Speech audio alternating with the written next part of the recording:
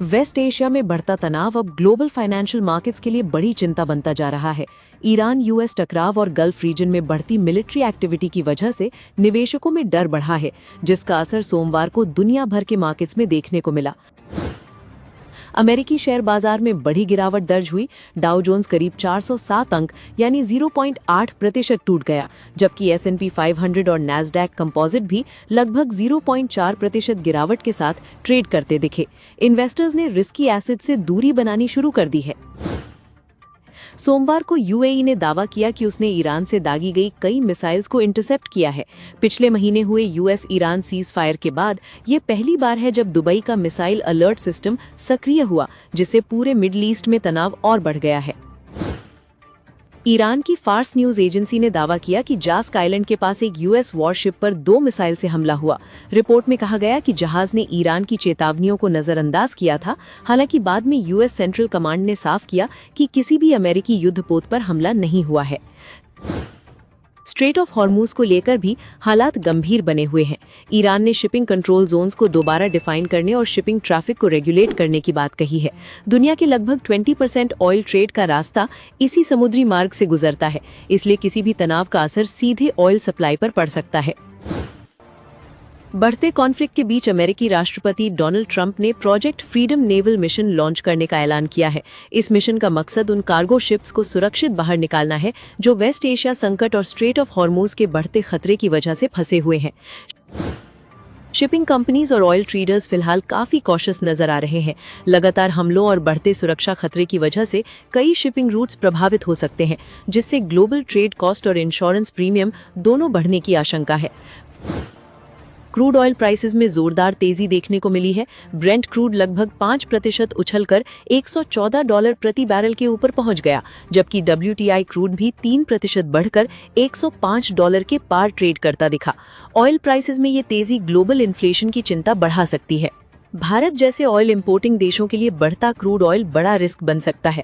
अगर तेल की कीमतें लंबे समय तक ऊंची रहती हैं, तो इन्फ्लेशन, फिस्कल डेफिसिट और रुपए पर दबाव बढ़ सकता है, जिसका असर शेयर बाजार और आम लोगों दोनों पर पड़ सकता है। बढ़ते जियोपॉलिटिकल टेंशन का असर भारतीय बाजार के संकेतों पर भी दिखाई दिया। गिफ्ट निफ्टी करीब 0.6% गिरकर 24,010 के आसपास ट्रेड करता दिखा, जिससे मंगलवार को सेंसेक्स और निफ्टी में गैप डाउन ओपनिंग के संकेत मिल रहे हैं। एनालिस्ट्स का मानना है कि अगर वेस्ट एशिया में हालात और बिगड़ते हैं तो ग्लोबल इक्विटी मार्केट्स में वॉलेटिलिटी और बढ़ सकती है। खासकर बैंकिंग, एविएशन, पेंट, टायर और ऑयल डिपेंडेंट सेक्टर्स पर दबाव देखने को मिल सकता है। फिलहाल निवेशकों की नजर ईरान यूएस तनाव, स्ट्रेट ऑफ हॉर्मूज की स्थिति और डोनाल्ड ट्रंप के प्रोजेक्ट फ्रीडम मिशन पर बनी हुई है। आने वाले 24 से 48 घंटे ग्लोबल मार्केट्स की दिशा तय करने में काफी अहम साबित हो सकते हैं। अब बात करते हैं उन स्टॉक्स की जिन पर कल बाजार बंद होने के बाद बड़ी अपडेट्स निकल कर आई थी, जिनका असर आज शेयर बाजार में इनके स्टॉक्स पर देखने को मिल सकता है। इसलिए निवेशकों को इन सभी स्टॉक्स पर नजर बनाए रखनी चाहिए।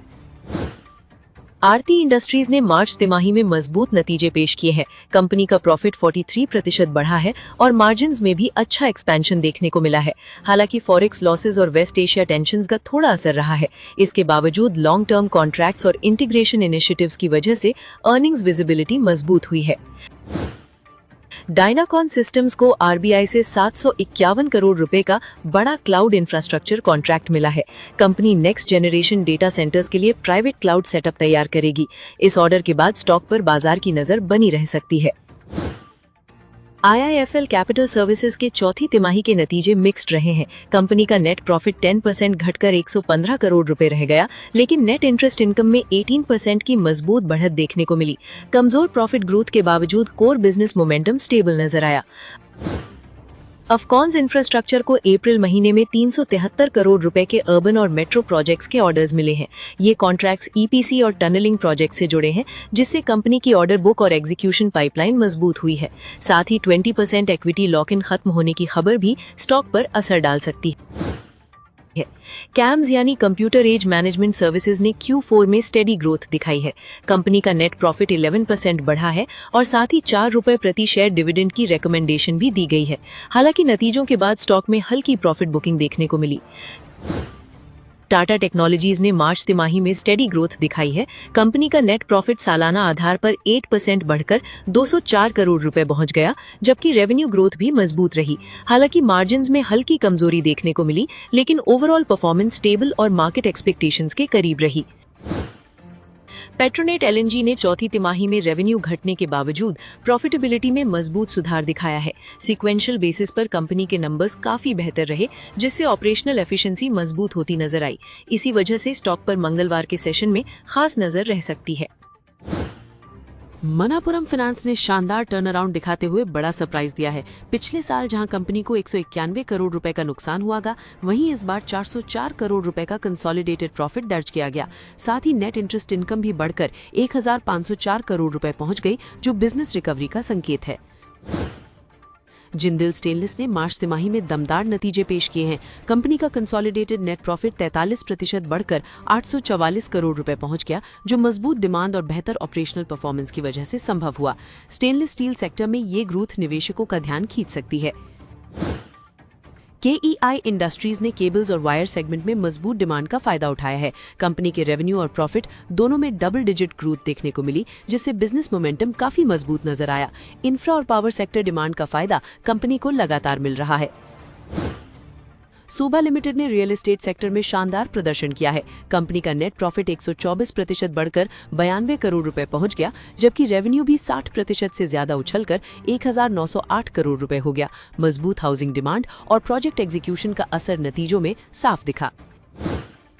LG बालाकृष्णन एंड ब्रदर्स के रेवेन्यू में अच्छी बढ़त देखने को मिली है। कंपनी की आमदनी 22% बढ़कर 815 करोड़ रुपए पहुंची, लेकिन हायर कॉस्ट्स की वजह से नेट प्रॉफिट 17% घटकर 70 करोड़ रुपए रह गया। इससे मार्जिन्स पर दबाव साफ दिखाई दिया।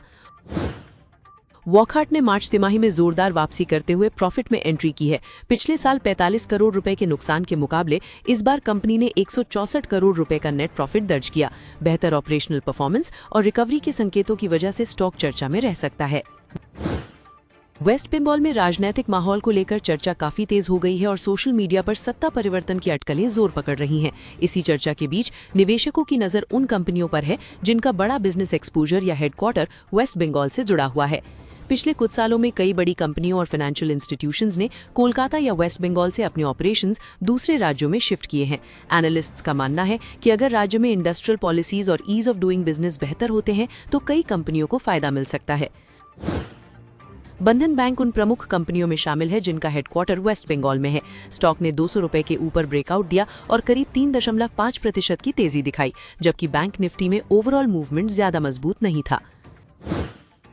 CESC भी एक बड़ा Kolkata based power utility stock है। गर्मियों में बढ़ती बिजली डिमांड और स्टेट लेवल इंफ्रास्ट्रक्चर स्पेंडिंग की उम्मीदों के चलते स्टॉक में लगभग 6% से ज्यादा की तेजी देखने को मिली। RP संजीव गोयनका ग्रुप और ग्राफाइट इंडिया जैसे कोलकाता बेस्ड कॉर्पोरेट ग्रुप्स पर भी निवेशकों की नजर बनी हुई है। मार्केट में उम्मीद है कि इंडस्ट्रियल एक्टिविटी बढ़ने से इन कंपनियों के बिजनेस एनवायरनमेंट को सपोर्ट मिल सकता है। कोल इंडिया, जिसका हेडक्वार्टर कोलकाता में है, PSU स्पेस की सबसे बड़ी कंपनियों में से एक है। हालांकि स्टॉक में हल्की कमजोरी रही, लेकिन इंफ्रास्ट्रक्चर और एनर्जी डिमांड बढ़ने की स्थिति में कंपनी को लॉन्ग टर्म फायदा मिल सकता है। ITC, इमामी, ब्रिटानिया इंडस्ट्रीज और डाबर जैसी FMCG कंपनियों का भी वेस्ट बंगाल से मजबूत कनेक्शन है। इन कंपनियों के मैन्युफैक्चरिंग यूनिट्स, कॉर्पोरेट ऑफिसेज या हिस्टोरिकल ऑपरेशंस कोलकाता और आसपास के क्षेत्रों में मौजूद हैं। Tata consumer products, Birla corporation और श्री सीमेंट जैसे स्टॉक्स पर भी नजर रखी जा रही है। अगर राज्य में इंडस्ट्रियल सेंटिमेंट बेहतर होता है तो मैन्युफैक्चरिंग और डिस्ट्रीब्यूशन बिजनेसेस को सपोर्ट मिल सकता है।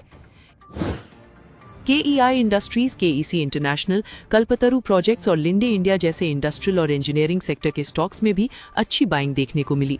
इंफ्रास्ट्रक्चर और पावर प्रोजेक्ट्स बढ़ने की उम्मीद इन कंपनियों के लिए पॉजिटिव मानी जा रही है। बर्जर पेंट्स, सेंचुरी प्लाईबोर्ड्स और IFB इंडस्ट्रीज जैसे कंज्यूमर और हाउसिंग लिंक्ड स्टॉक्स भी चर्चा में रहे। हाउसिंग डिमांड, कंस्ट्रक्शन एक्टिविटी और रिटेल एक्सपेंशन बढ़ने पर इन कंपनियों को इनडायरेक्ट फायदा मिल सकता है। मिड कैप और स्मॉल कैप स्पेस में Balrampur Chini mills, Bata India, Saregama India, Usha Martin, skipper, Jupiter wagons और वेबसोल एनर्जी जैसे कई बंगाल लिंक्ड स्टॉक्स निवेशकों की वॉच लिस्ट में शामिल हो गए हैं। मार्केट की चाल से ये साफ दिखा कि फिलहाल वोलेटिलिटी काफी ज्यादा बनी हुई है। इसके बावजूद हर गिरावट पर बाइंग सपोर्ट देखने को मिल रहा है, जिससे ओवरऑल सेंटिमेंट अभी भी पूरी तरह कमजोर नहीं माना जा रहा। ब्रॉडर मार्केट में भी मजबूती रही और मिड कैप और स्मॉल कैप इंडिसेस करीब 0.7% तक चढ़े। सेक्टोरल परफॉर्मेंस की बात करें तो रियल्टी, मेटल और हेल्थ केयर सेक्टर्स ने सबसे अच्छा प्रदर्शन किया।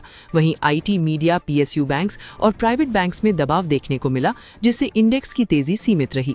इंडेक्स हेवीवेट्स में अडानी पोर्ट्स, आयशा मोटर्स और जियो फाइनेंशियल सर्विसेज ने मार्केट को सपोर्ट दिया। दूसरी तरफ कोटक महिंद्रा बैंक, भारती एयरटेल और डॉक्टर रेड्डीज लेबोरेटरीज जैसे बड़े स्टॉक्स में कमजोरी देखने को मिली। टेक्निकल एक्सपर्ट्स के मुताबिक 24,250 से 24,300 का जोन फिलहाल निफ्टी के लिए अहम रेजिस्टेंस बना हुआ है।